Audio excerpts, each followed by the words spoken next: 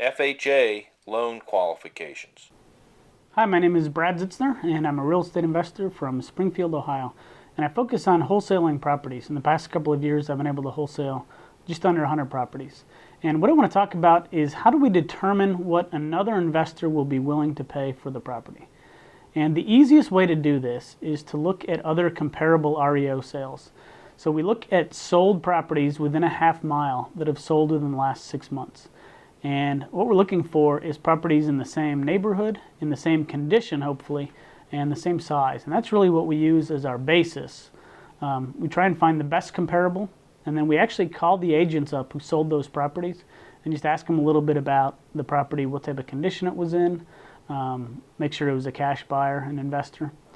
And the other way to determine if we don't have any good sold comparables that are really accurate is to discover the standard formula for cash offers in your own market. So each market has basically a different formula, and a lot of the properties are going along the guideline of that formula.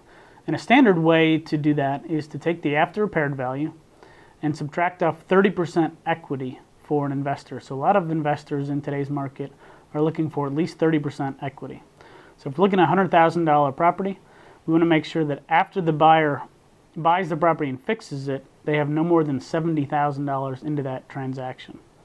And then we'll use that formula to determine what their offer would probably be.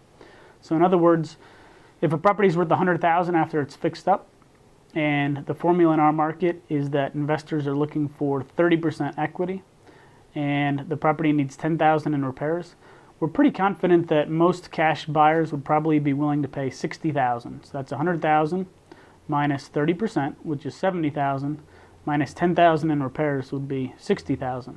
So how do we determine what we're going to offer? We'll typically offer about $7,500 less than what another investor would be willing to pay, and then also subtract off the transactional fees and closing costs.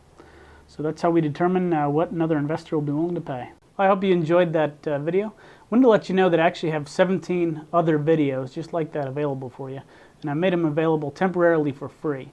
And the place you can get that is bradsfreeoffer.info. Again, you go to Brads, B-R-A-D-S, freeoffer.info.